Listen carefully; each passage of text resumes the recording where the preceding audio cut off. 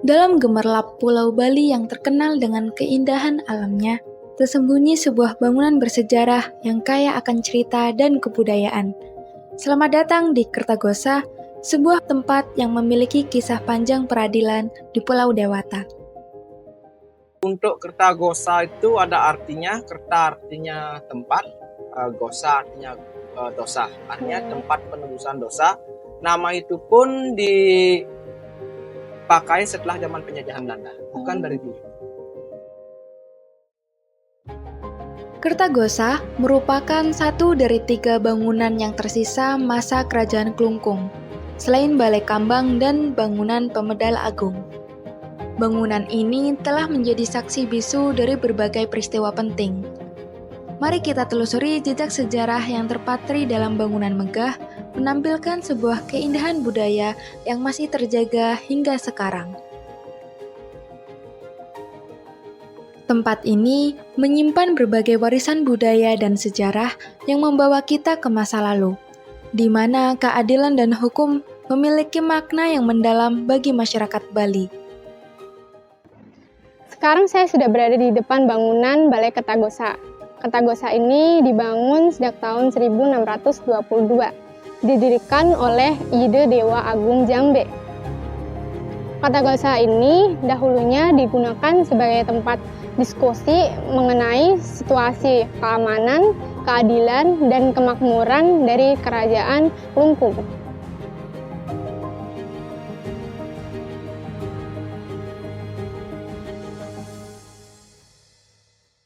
Balai Kertagosa menjadi simbolis hukum dari Kerajaan Klungkung.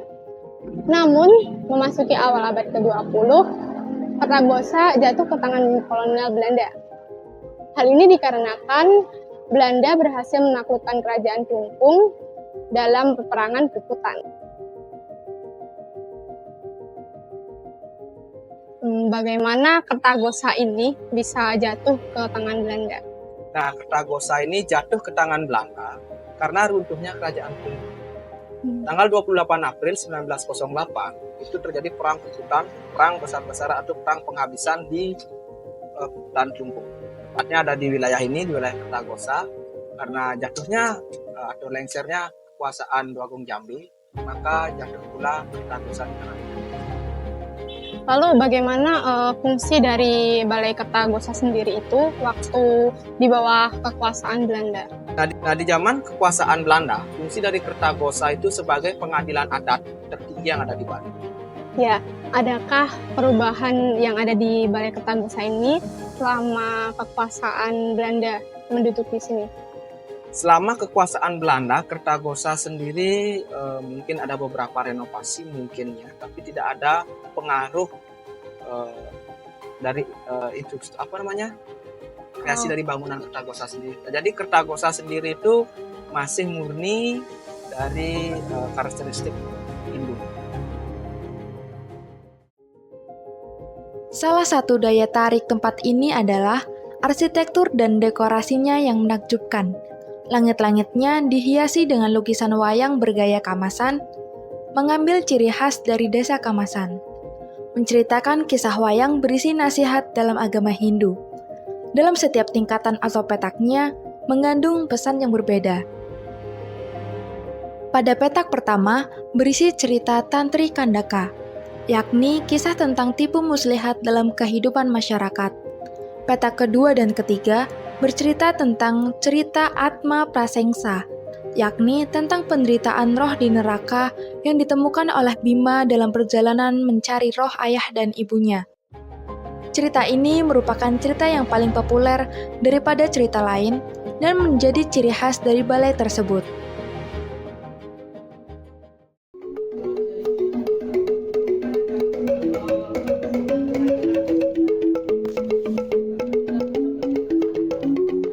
Balai Kertagosa sendiri kan berfungsi sebagai tempat peradilan ya.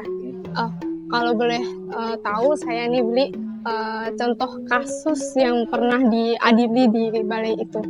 Jadi Ya. kasusnya itu yang ada di desa adat ya, seperti contoh tidak mau membayar upeti, melanggar aturan kerajaan, seperti itu dia kasusnya.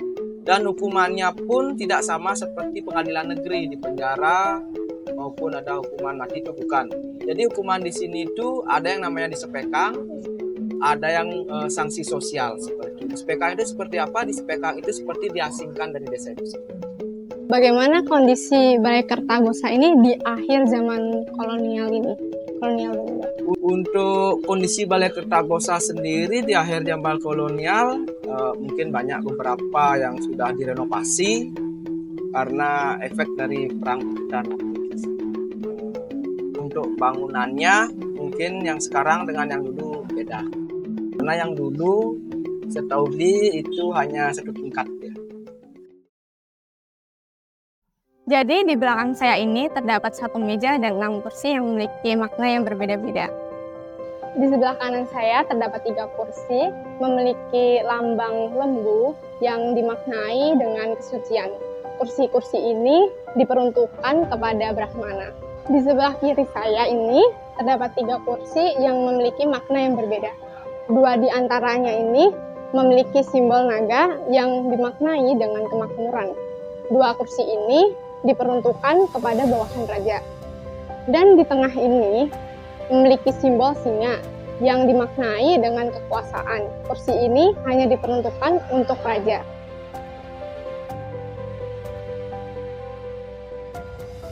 Balai Kertagosa bukan sekedar bangunan bersejarah, namun sebagai cermin kecil yang memperlihatkan kekayaan budaya dan spiritual Bali. Tak hanya indah, tempat ini juga sebagai bukti nyata akan adanya nilai-nilai luhur dan filosofi hidup yang patut dipelajari dan dilestarikan. Kami sudah mengedukasi tentang keberadaan museum sangat luar biasa. Dulunya orang berkunjung ke museum itu takut. Ada hal-hal yang tidak mungkin takut karena dianggap mistik. Enggak. Justru dengan keadaan edukasi museum inilah sehingga masyarakat Klungkung setempat dan luar Klungkung mengetahui keberadaan Ki Klungkung Museum Seperjanya sangat luar biasa sampai dari tahun 2019 dan sampai sekarang 2024. Kita sedang eksis museum-museum di seluruh Indonesia, semuanya mengedukasi museumnya masing-masing. Bagaimana kita bisa mengeksplorasi dan memberikan informasi kepada seluruh masyarakat, baik yang di dalam Klungkung atau di luar Klungkung. Inilah Kertagosa yang lebih dari sekedar bangunan bersejarah, melainkan sebagai warisan budaya yang tak ternilai. Di sini, kita dapat belajar tentang kebijaksanaan leluhur, keadilan yang dijunjung tinggi, dan kekuatan dalam menjaga keharmonisan masyarakat. Balai Kertagosa bukan hanya milik masa lalu, tetapi juga milik masa kini dan masa depan. Selamat tinggal, Kertagosa.